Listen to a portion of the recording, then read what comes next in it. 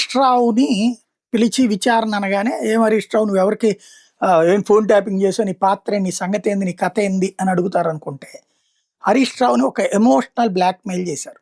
ఎళ్ళిన తర్వాత, "మీ ఫోన్ ఏడాది పాటు ట్రాప్ చేశారని మీకు తెలుసా?" అని అడిగారు.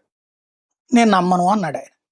అట్లయితే ఆహ్, మరి "ఇదిగో ఆధారాలు చూడండి. మీ ఫోన్ కూడా ట్రాప్ చేసిన లిస్ట్‌లో ఉందంటే, మీరు చెప్పే ఆధారాలు నేను నమ్మను" అన్నాడు. ఆయన మనసులో నమ్మొచ్చేమో. కానీ ఆళ్ళ కేసీఆర్‌తో గొడవ పెట్టుకోవాలని, కేటీఆర్‌తో గొడవ పెట్టుకోవాలనో లేదు గదా! అలా గొడవ పెట్టుకోవాలని ఆళ్ళ పట్లన ఒక వ్యతిరేకత రావాలని వీళ్ళు అడిగారనమాట. ఆయన అయి నమ్మనన్నారు. సరే అట్లయితే గనక ఏదైతే ఒక టీవీ ఛానెల్‌కి సంబంధించినటువంటి యజమాని దగ్గర వాళ్ళతో కలిసేసి నువ్వు మిగతా వాళ్ళకి సంబంధాలు కలిపావు. వాళ్ళ ముగ్గురితో మీటింగ్ పెట్టిచ్చావు. వాళ్ళే ఫోన్ ట్యాపింగ్ చేశారు. కాబట్టి వాళ్ళతో నువ్వు చేయించావు అన్నారు. నేనెందుకు చేత్తాను?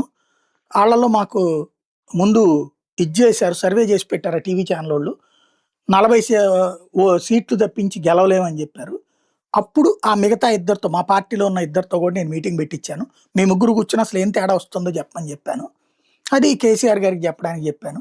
అంతేగాని దాంట్లో ఫోన్ ట్యాపింగ్ ఏం గాదు అని జెప్పారు. లేదు లేదు నువ్వు ఎవరినైతే పంపించావో ఆ పంపించిన పర్సన్‌తో కూర్చొని ఇద్దరు గూడా ఫోన్ ట్యాపింగ్ చేశారు.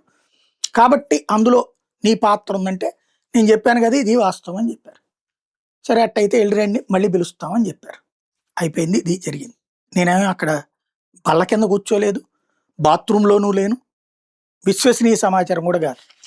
ఈనాడు రాసిన వార్త అది. వాళ్ళకి విశ్వసనీయంగా తెలిసిందంట. అంటే మేబీ దర్యాప్తు అధికారులు చెప్పుండాలి ఆళ్ళకి.